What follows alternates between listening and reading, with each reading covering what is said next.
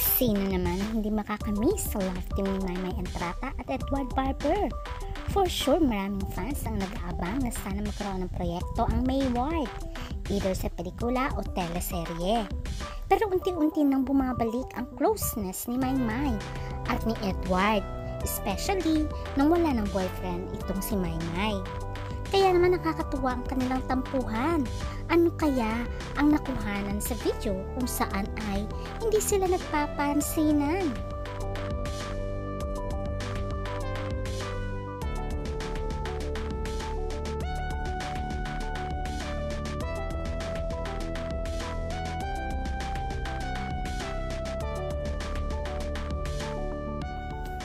Maraming nakamiss sa Mayward love team, especially nung maghiwalay ang dalawa as a love team. At hindi na nga nagkaroon pa ng pelikula at teleserye. Pero ngayon ay unti-unti na namang bumabalik ang closeness ni Maymay at ni Edward. Especially lagi sila nakikita sa ASAP kung saan sila ay nag-host. Kaya naman ang mga fans ay nagkakaroon ng pag-asa, especially nang lagi silang pinibiro ng kanilang co-host sa ASAP. At sinabi naman ni Edward na nananatiling very close sa kanya si Maymay. Kaya lang naman medyo dumistansya itong si Edward. Syempre, nagkaroon ng boyfriend nga si Maymay na non-showbiz at isang foreigner na base sa Canada. Kaya naman hindi mo makikita na magkasama si Maymay at Edward even sa ASAP. Pero after few years ay nakipaghiwalay na nga si Maymay sa kanyang non-showbiz boyfriend. At ito ang ikinatuwa ng mga Mayward fans dahil ngayon single si Maymay. At wala naman talagang napabalitang girlfriend itong si Edward after nila maghiwalay ni Maymay as a love team.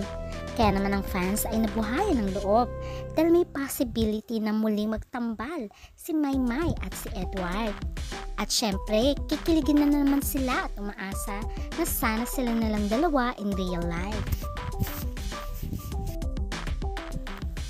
Nakikita naman na talagang bumabalik na ang closeness ng dalawa.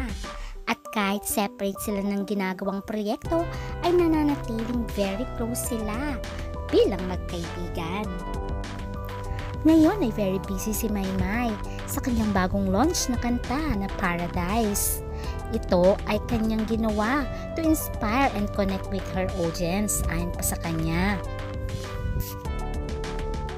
At alam niyo ba na international ang sumulat ng kanta ni Maymay na Paradise na isang dance pop single written by Grammy Award-winning songwriter Amy Ellen.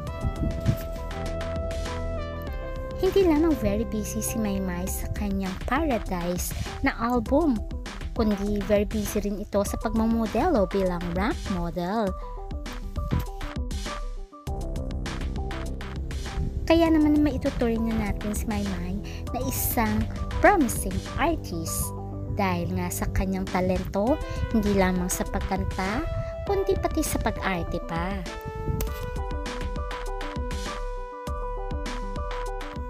Pero mapapansin mo recently na parang may tampuhan ng dalawa dahil nga nag-iiwasan at hindi yata nagpapansinan at nag-uusap. Ano kaya ang dahilan ng kanilang tampuhan sa isa't isa? Makikita sa video ito na ang kapartner ni Edward ay walang iba kundi si Janine Gutierrez. At sila nga ay nagsasayaw-sayaw at makikita si Maymay doon sa gilid. Pero parang umiwas nga si Edward.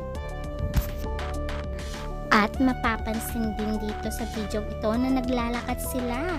As in talagang hindi sila nag-uusap at nauuna pa nga si Maymay until umiwas na nga si Edward.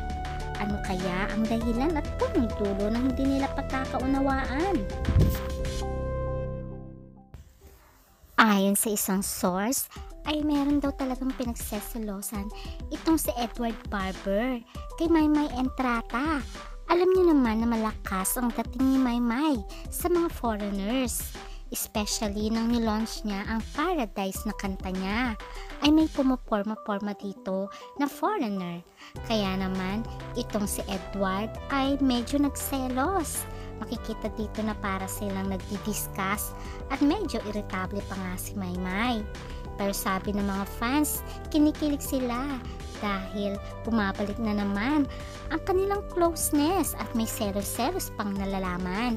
Kaya naman excited pa rin ng fans na makita si Maymay at Edward sa pelikula o teleserye.